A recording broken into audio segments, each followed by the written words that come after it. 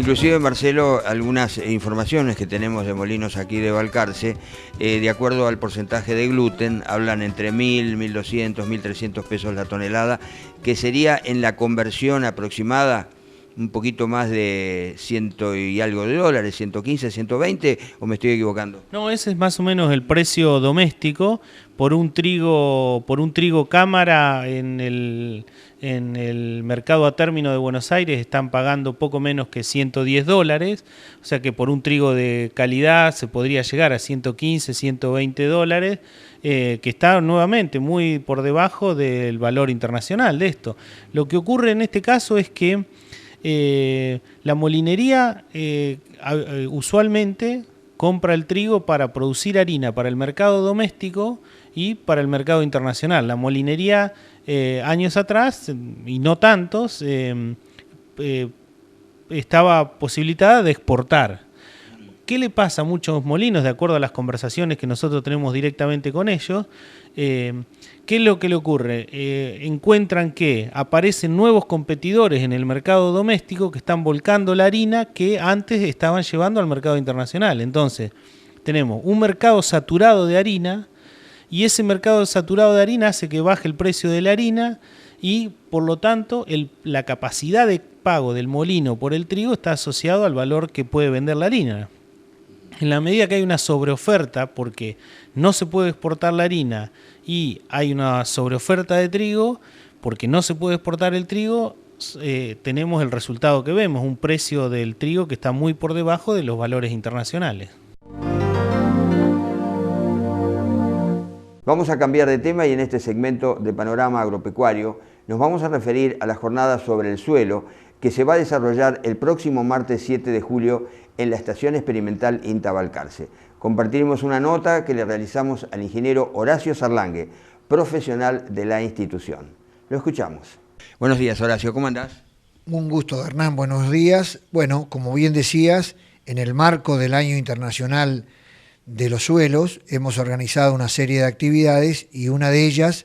se va a desarrollar el día 7 de julio desde las 9 de la mañana hasta el mediodía. Está pensado para profesionales de la agronomía, estudiantes de avanzada y también los periodistas.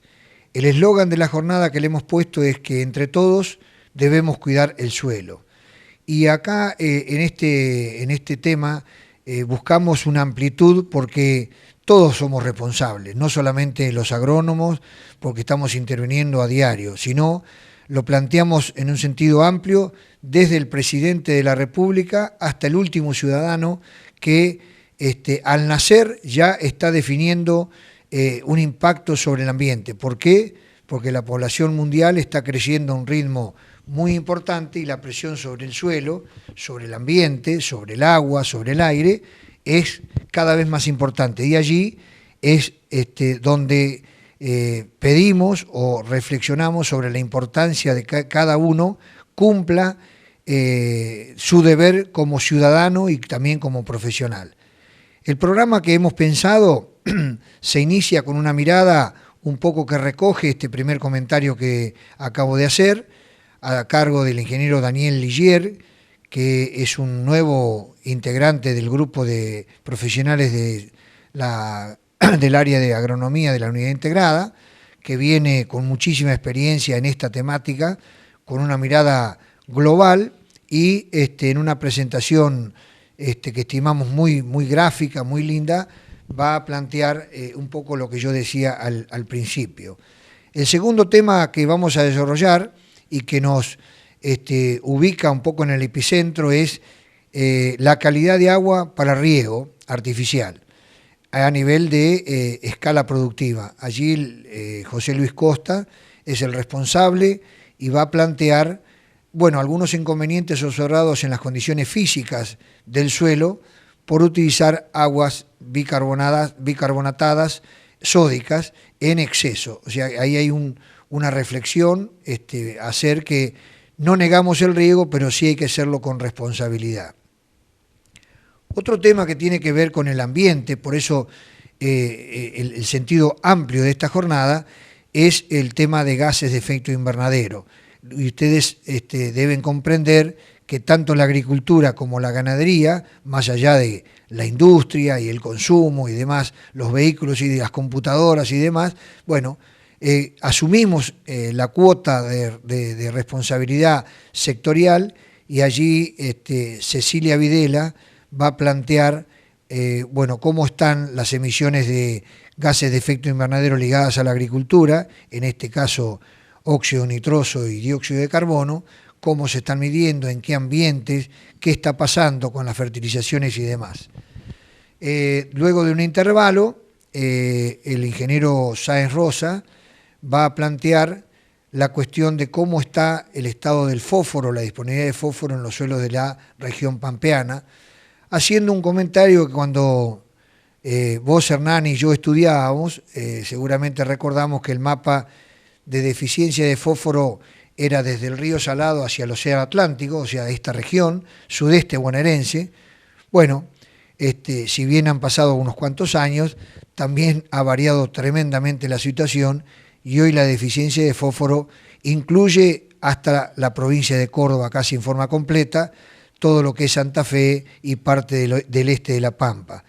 lo que muestra que evidentemente este proceso de agriculturización se ha llevado consigo, bueno, fertilidad del suelo en forma irreversible o necesariamente que lo debemos recuperar. Y para cerrar esta jornada, desde el punto de vista técnico, nos pareció interesante traer a este encuentro donde va a haber profesionales, estudiantes y algunos productores que hoy, digamos, ya casi no ejercen su profesión y desarrollan su actividad en el propio establecimiento, interesados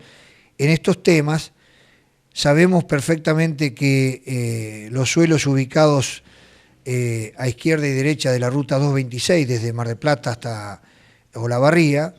más allá de la conservación que significa no mover el suelo con el sistema de siembra directa, consideramos que es una situación difícil, compleja y requiere de sistematización de suelos en algunos ambientes. Vamos a tener la posibilidad de escuchar a dos profesionales de la zona que están administrando establecimientos y han llevado adelante un plan de sistematización y de corrección de la intensidad de la lluvia, con lo cual decimos que dentro de lo deseable también hay que quedarse con lo posible y no con los brazos cruzados de decir en esta zona porque se desarrolla papa, el cultivo de papa nos impide que sistematicemos los suelos. Yo creo que hay que hacer un llamado a la reflexión, a los profesionales, a los productores, a los industriales, porque evidentemente nos vamos a encontrar con un problema serio.